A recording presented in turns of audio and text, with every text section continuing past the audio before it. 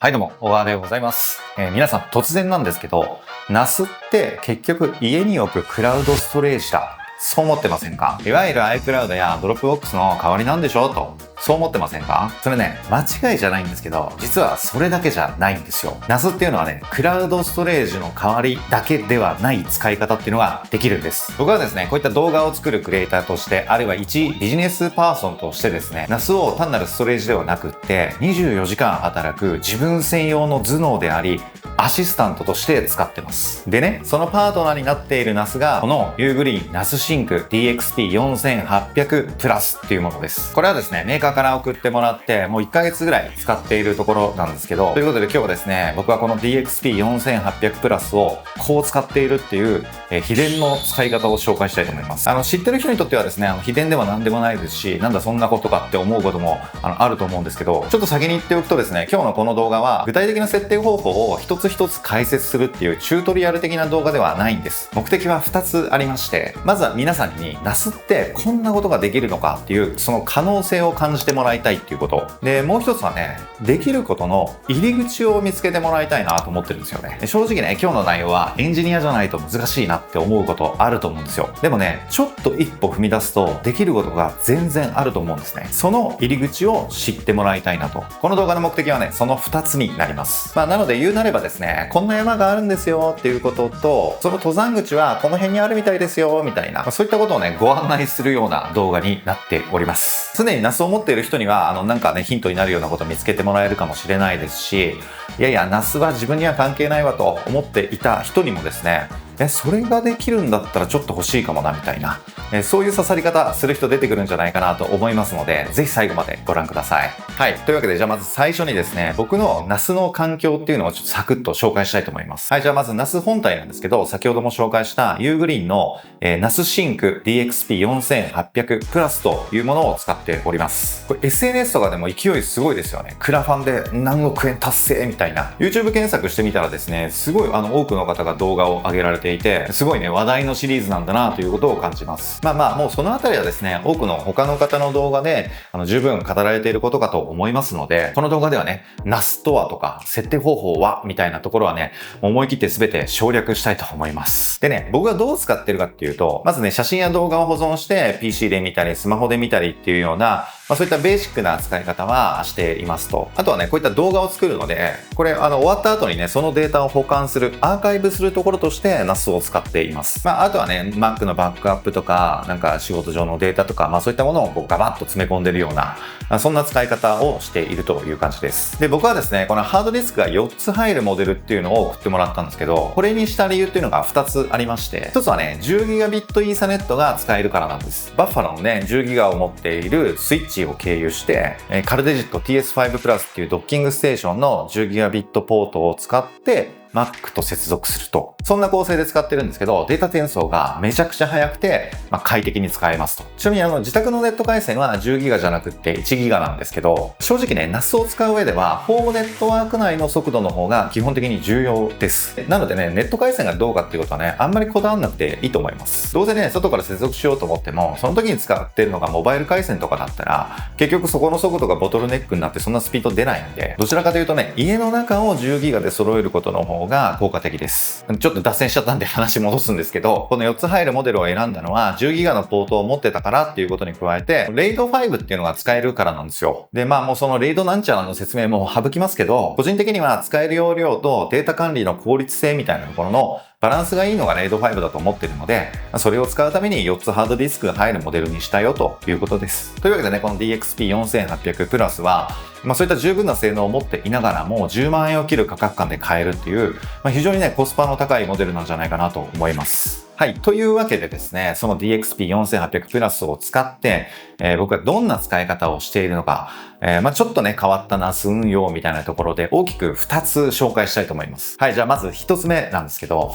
皆さんね、普段ね、仕事を行う中で、外出先とかでね、これ iPhone だともうこれちょっと限界だわと、これ以上進めらんないわって思うことありませんか？例えばですけど、電車移動中に、こういう資料をまとめたいんだけど、ちょっと iPhone だとね、画面小さいし、情報整理しづらくてもう無理だわ、みたいな。そんな時にですね、iPhone から自分専用のアシスタントに、こんな風に頼めるとしたら、やばくないですか？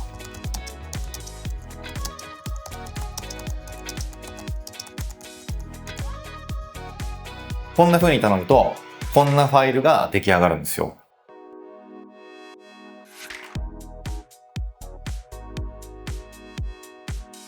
これがですね、僕が NAS 上に構築している、いわゆるね、ナレッジベース管理システムみたいなやつです。この仕組みの心臓部はね、2つあります。1つはね、Obsidian というもの。これは僕のあらゆるメモや資料、それからアイデアを保管している、いわば第2の脳です。乱暴に言うとね、メモですね、メモ。そういう意味では思想やできることは全然違うんですけど、Notion と対比されるような関係にあるみたいな、そんなツールになります。で、これはね、NAS じゃないと使えないっていうものでは全然なくって、様々なデバイスで使えるマークダウン形式のメモ管理ツールっていう感じです。そしてもう一つが、クロードコードという AI なんです。これはその僕の第二の脳の中身を理解して様々なタスクをこなしてくれる超優秀な専属アシスタントみたいな感じです。これ一応メインはね、プログラムを書いてくれるものっていう AI なんですけど、全然それだけじゃなくって、文書作成とかデータ分析、レポーティング、それからファイル整理管理みたいな、そういったね、幅広い使い方ができるんです。この2つを組み合わせるのが、とにかくやばくって、Obsidianにあらゆるドキュメントを放り込んどいて、A と B のノートから内容のファクトチェックをして、精査をした上で、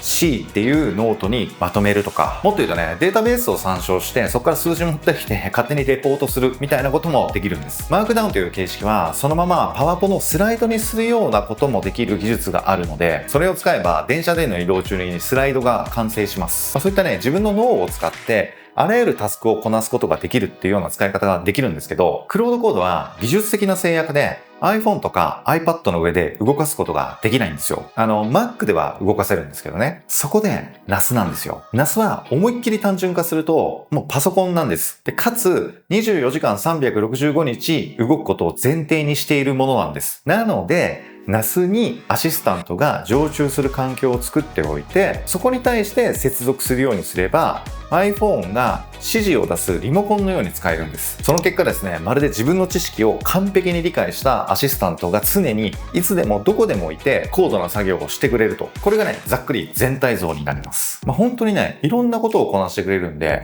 もうこれね、一回使っちゃうと便利すぎてね、やめられなくなります。はい。でね、ここからが僕の NAS の使い方2つ目なんですけど、特にね、動画を作ってる人には共感してもらえると思うんですけど、過去に作った動画データって、正直ね、ただのデータの塊になっちゃうんですよ。フォルダとか、そのファイル名を見るだけでは、中身が把握しづらいんですよね。どんな内容だったのか、それはわかるにしても、素材の数ってどれぐらいあったんだっけとか、で、その容量はどれぐらいだったのみたいな。そういうのってフォルダの中一個一個全部見ないとわかんないじゃないですか。だからちょっと管理しづらいっていうことが、悩みでもあったわけです。その悩みを解決するためにですね、全自動アーカイブログを、NAS に作ってもらってます。それがこのノートなんですけど、このノート1枚にこの動画の全てが記載されてます。動画のね、ざっくりした内容からキーワード、ファイルの容量はもちろん使った素材の数、それから画像とか、こんなファイルが入ってるよとか、これさえ見えればね、中身が一目瞭然なんです。これを作るにあたって僕がやることっていうのは、編集が終わったその動画データ全体を特定のフォルダに置くだけなんです。そうするとですね、指定の時刻になったら、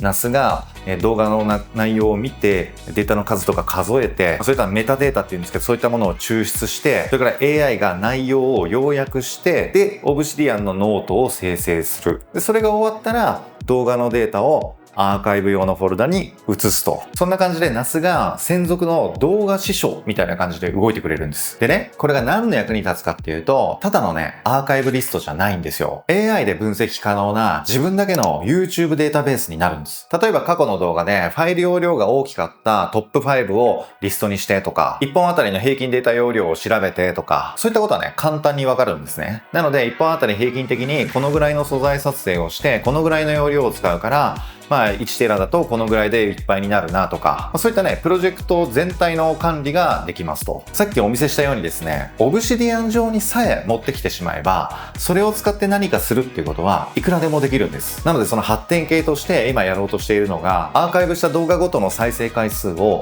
定期的に自動取得して、そこに加えていくみたいな。そうすれば実績管理もできるよなとか、そういったことも全然ね、できるんですよ。つまりね、とにかくデータを管理下に置けるってことが重要なんです。ですよね。例えばデータの破棄を考えることってあるじゃないですか。いくらね、NAS が大容量の何百テラを保存できますと言ったところでですよ、ストレージは多かったとしても無限じゃないんですよね。ただ単に入れ続けていくと、どこかでやっぱり限界は来るわけです。そうなるとですね、捨てるなり、どこか別の場所に移すなりってことを考えないといけないじゃないですか。その時にね、フォルダの中身をいちいち開けてとか、これこういうものなのかとか、これぐらいあんのかとか、そういうのやりたくないじゃないですか。というかやってられないですよね。とにかくね、管理さえできていれば、いかようにもできるってことなんですよ。はいはい、わかりましたと。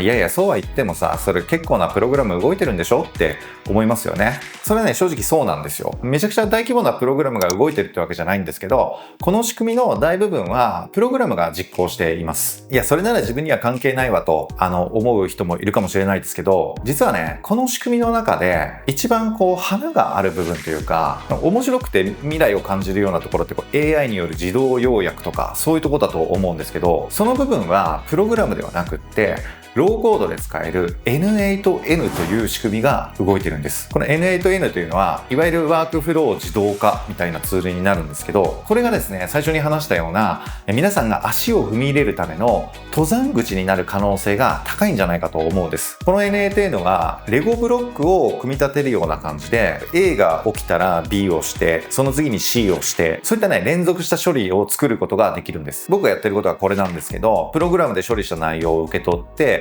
AI が音声を抽出して、それを文字起こしして、要約して、キーワードを作って、また返すっていうようなことをやってるんです。これね、AI を使っているので、もちろんその分のお金はかかってるんですけど、1回あたり数円未満でできます。でね、この N8N 自体は NAS にインストールすると無料で使えます。だからね、お金がかかるわけじゃないんですよ。もちろんね、大掛かりなものをいきなり作ろうとするのはこれ大変だと思います。でもね、何かして簡単な通知を自分宛てに出すとか、そういったね、ちょっとだけ自分の仕事を楽にするようなものは少しの学習コストをかければ作れると思います。さっきも言ったように N8N は NAS で使えばコストはかからないので、あとは AI を使うなら AI を使った分だけのコスト、それも選べばね、もう無料か無料に近いぐらいでできるので、めちゃくちゃ低コストで実現できると思います。はい、というわけでね、ここまでは僕の少し変わったNAS 運用を紹介してきたわけなんですけれども、おそらくね、多くの方が NAS をクラウドストレージの自宅版みたいに考えてるんじゃないかと思います。で、それはね、別に間違いじゃないんです。でも今日お見せしたような使い方ってデータを保存してるだけじゃないんですよね。NAS だからこそできることっていうのは、その保存したデータに対して何かするっていうことなんです。データを保存するだけではなくって、そのデータを使って能動的に処理をする。このあたりがクラウドストレージとホームサーバーとしての NAS。そこを分ける決定的な違いなんじゃないかなと思います。いわばね、倉庫ではなくって工場のように使えるんです。で、この Ugreen の NAS の中で動いているUgreen の OS、そこにはね、アプリとして Docker っていうものが用意されているんです。そういったものを使えばですね、工場としての使い方をどんどん発展させていくことができます。いや、そもそも Docker って何なのよとか、そういうね、用語に突っかかることももちろんあると思いますし、難易度、敷居が高いなって感じることもあると思います。でもね、全部がめちゃくちゃ難しいってわけじゃないんですよ。それこそ今だったら AI と会話しながら設定するっていうことができると思います。ぐっとね、学習コストを抑えて実現するっていうことができると思うんですよね。で、今日の内容はね、あくまで僕のアイデアの一例になるので、これはね、もう使用する人のアイデア次第で、どんどんね、面白くて便利な使い方できると思います。なので、クラウドストレージの自宅版というだけでなくって、もっとね、様々な使い方が実はできるんだと。そういうのを知っていただいて、できることから試してもらうと、NAS をもっと有意義に使えるんじゃないかなと思います。というわけでね、NAS はいろんなことができるよっていう話をしてきたんですけど、ちょっとね、注意点もお伝えしとかなきゃいけないかなと思います。で、僕はね、iPhone から NAS に接続するっていう使い方紹介しましたけど、これはね、言ってみれば、自宅に対して誰でも入れるような通用口を作るようなものに近かったりするんですよ。わかりますよね。悪意のある第三者に侵入されればですね、それデータはもちろん持ってかれちゃうし、あとはね、そこを踏み台にされて、さらなる何か悪事に使われるとか、想像しうる最悪な事態っていうのは全て起きると思います。そう聞くとね、やっぱりそれは無理だわと、それやるべきじゃないよって思うかもしれないんですけど、でもね、今はね、比較的安全にそれを実現する仕組みっていうのがあるんです。昔はね、自宅サーバーを作るって言ったら、サーバーを触る知識もそうですけど、ネットワークセキュリティとか、あとはね、固定 IP を用意するとか、条件面も揃えなきゃいけなかったので、とにかくね、ハードルがすごい高かったんですね。でも今は、テールスケールっていう非常に優れたサービスがあるんですよ。これ例えるならですね、自分と自分のデバイスだけが知っている秘密のワープトンネルを作るみたいな、そんなものなんですね。何がすごいってね、これがすごいんですよ。簡単で、かつ安全性を高めた上で、NAS に接続できるようになるんです。もちろんね、ID とパスワードが漏れちゃったら、それね、いわゆるトンネルの鍵を渡してるようなものなんで、それをやっちゃうと元も子もないんですけど、なので、ゼロリスクではもちろんないんです。でも昔に比べて圧倒的に低い難易度で高い安全性を確保できるようになったので、そういう意味でね、すごくチャレンジしやすい環境にあるなと思います。でね、じゃあこのテールスケールさえあれば別に NAS じゃなくたっていいんじゃないのって思う人、もしかしたらいるかもしれないです。それね、その通りなんです。実はね、テールスケールがあれば、例えばね、余った Mac とかでも同じようなことができるんですよ。余った Mac？ 余った、このチャンネル見てる皆さんはね、Mac 大好きなんで、ほら、Mac って余りがちじゃないですか。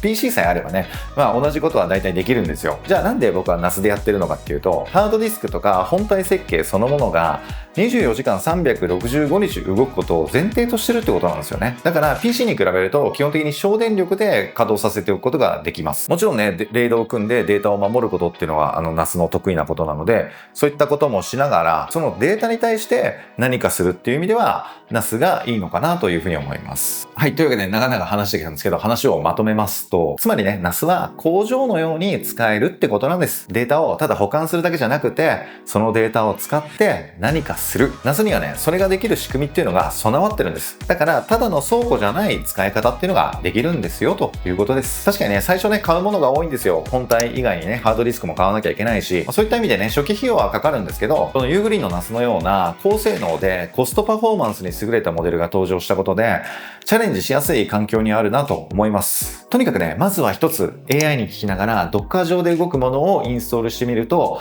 何か道が開けるかもしれません。はい、というわけで今日の動画は以上になります。この動画に関してね、もう少しそこ詳しく聞きたいんだけどっていうところが、コメントもらえれば、回答できることに関しては回答します。はい、あとはですね、ぜひね、いいねを、とりあえずしていただけると、すごく喜びます。はい、こんな感じでですね、Mac とか Mac の周辺で使えるものとか、ガジェットとか、Apple 製品とか、いろいろレビューしたり、情報を発信したりしておりますので、もしよろしかったらチャンネル登録をお願いします。はい、それではまた次回の動画でお会いしましょう。最後までご視聴ありがとうございました。